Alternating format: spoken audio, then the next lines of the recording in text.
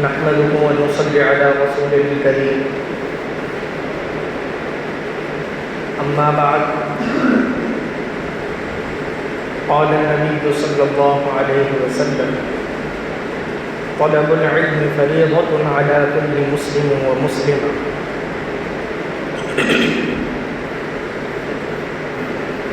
پچھلے ہفتے یہ مضمون بیان کیا گیا تھا کہ مذہب اسلام میں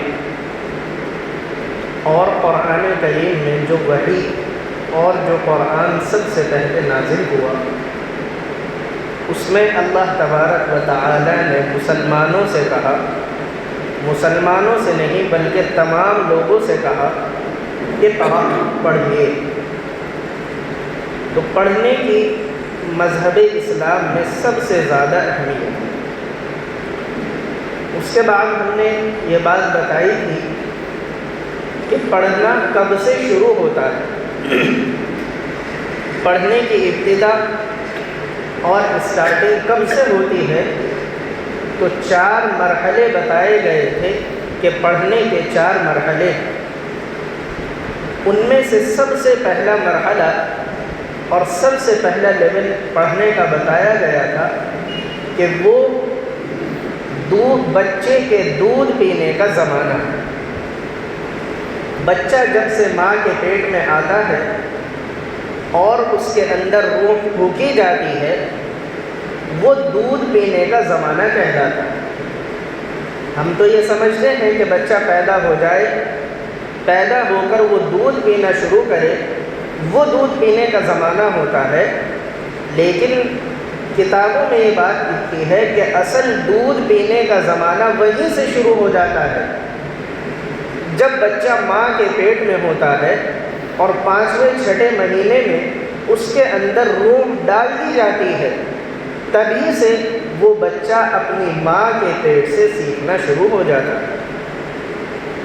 اس کی تفصیل مکمل پچھلے ہفتے بیان کی گئی تھی کہ بچہ جب تک ماں کے پیٹ میں اس کی روح پھونکی جاتی ہے، جب سے لے کر اور پیدا ہونے کے بعد 2 سال تک جب وہ ماں کے گود میں ہوتا ہے اور ماں کا دودھ پیتا ہے، جو ایکٹیویٹیز ماں کر رہی ہے، جو اعمال اس کی ماں کر رہی ہے، جو کام، جو بات، جو عادت، اخلاق اس کی ماں اپنا رہی ہے، ہو بہو بچہ وہ دیکھتا ہے اور ان کاموں کو سیکھتا ہے.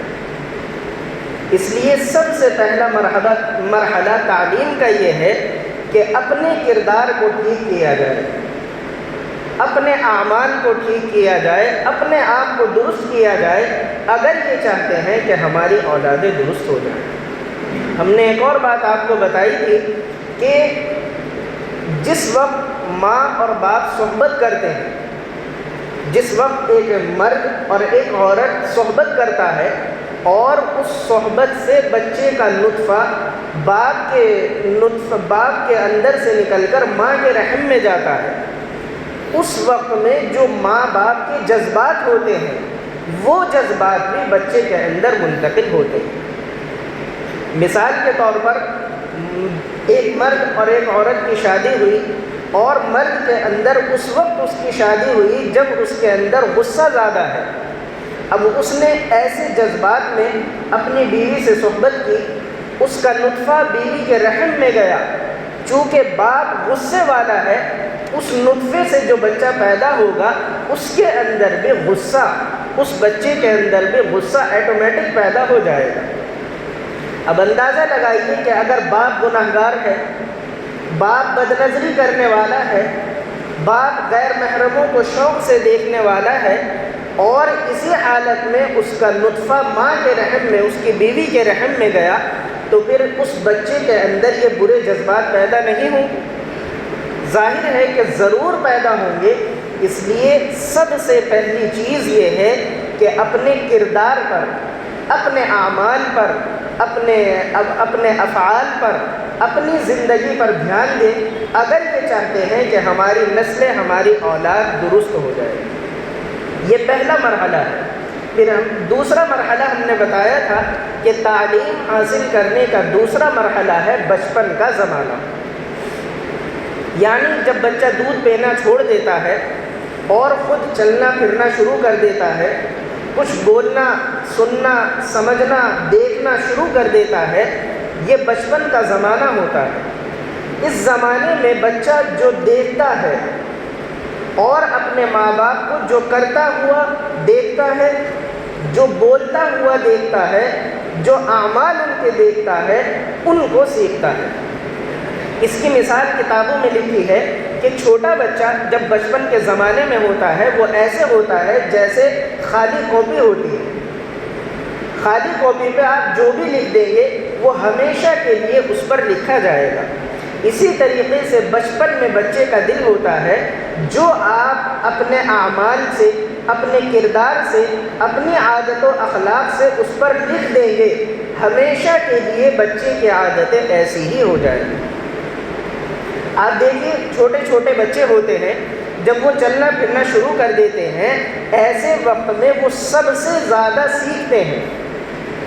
مثال کے طور پر آپ دیکھیں کہ گھر میں جب عورتیں مصلی بچھاتی ہیں اور نماز پڑھتی ہیں، اب وہ چھوٹے سے بچے ہیں، کچھ سمجھتے نہیں، وہ ان کو زیادہ کچھ معلوم نہیں ہوتا، نماز ان کو پڑھنی نہیں آتی، لیکن جب وہ ماں کو اوپر نیچے ہوتا دیکھتے ہیں، برابر میں آ کر چھوٹے چھوٹے بچے بھی سجدہ کرتے ہیں، رکوع کرتے ہیں۔ کس نے کہا ہے ان سے یہ نماز پڑھنے کے لیے؟ کس نے کہا ان سے ایسے رکوع کرنے کے لیے؟ کس نے کہا ان سے ایسے سجدہ کرنے کے لیے؟ لیکن پھر بھی وہ کرتے ہیں۔ پتہ چلا جو آپ کر رہے ہیں، جو آپ اپنی زندگی، جیسے آپ اپنی زندگی گزار رہے ہیں، چھوٹے چھوٹے بچے ان کو دیکھ کر سیکھتے ہیں۔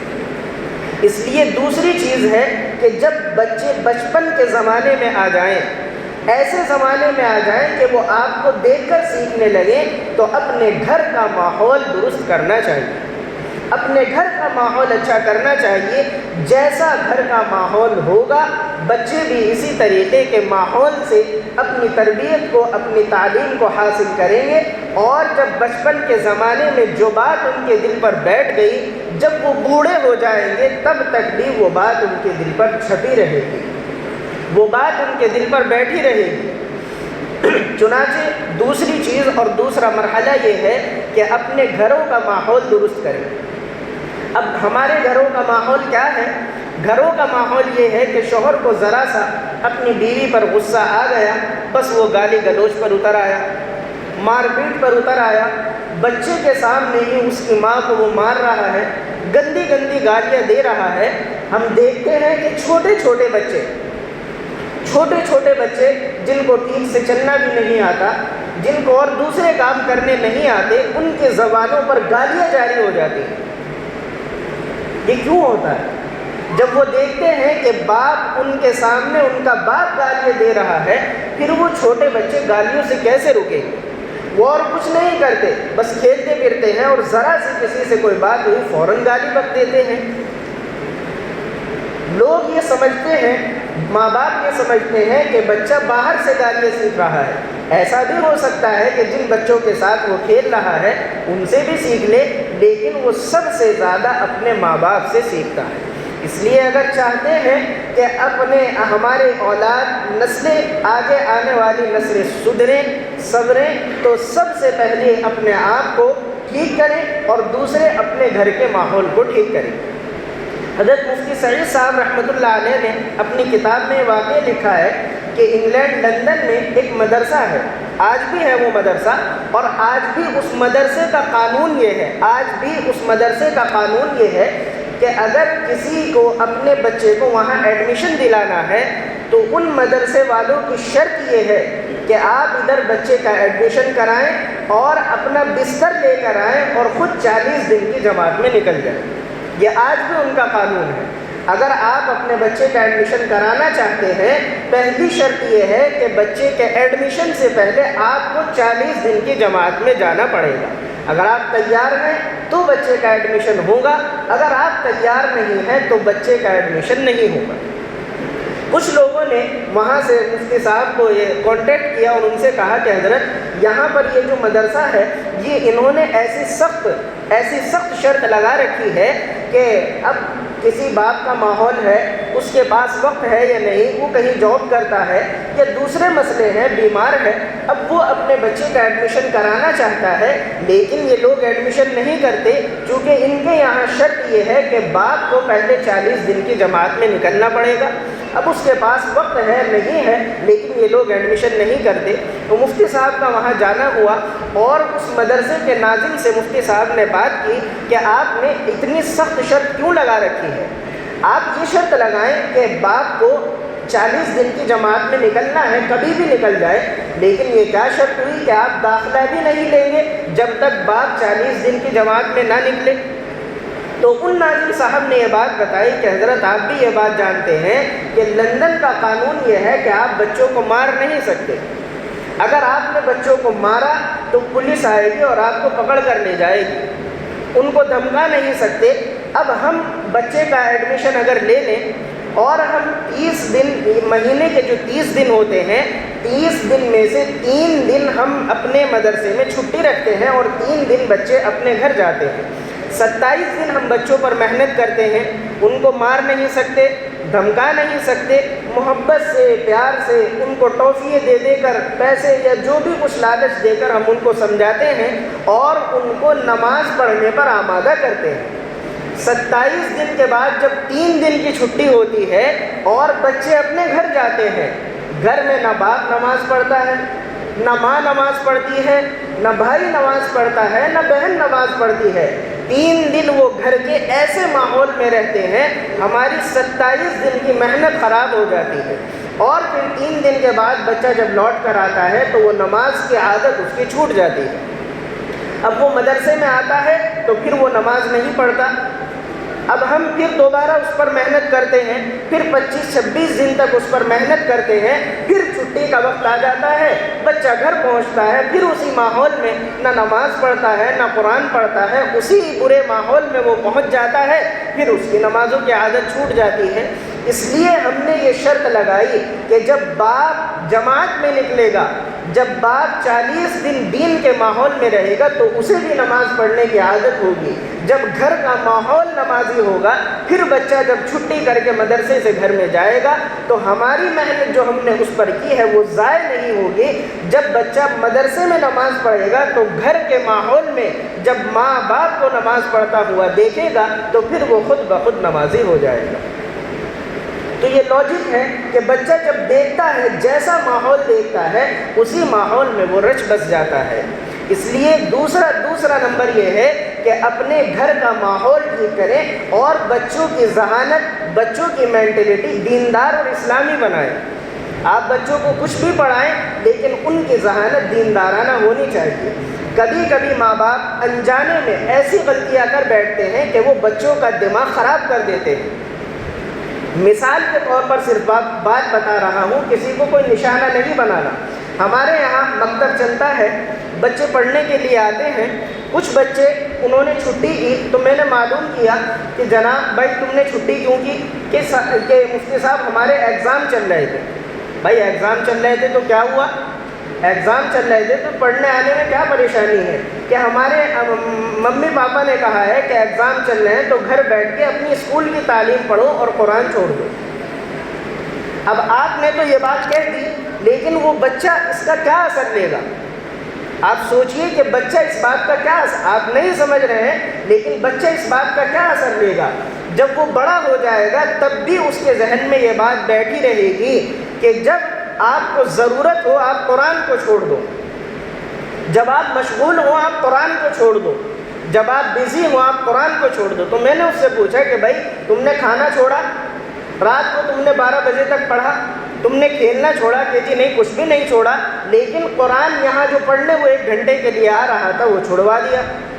اب آپ کیا کہیں گے؟ اس بچے کے ذہن میں یہ بات بیٹھ جائے گی کہ جب بھی ایگزام آئے، جب بھی ہمیں کہیں جانا ہو تو قرآن چھوڑ دیں۔ اور یہی وجہ ہے یہی وجہ ہے کہ آپ دیکھیں کہ جب بچے بڑے ہو جاتے ہیں، جتنے وہ مسجد میں پڑھنے کے لیے آتے ہیں تو قرآن پڑھتے ہیں، اس کے بعد قرآن کو ایسا چھوڑتے ہیں، ساری زندگی قرآن اٹھا کر نہیں دیکھتے۔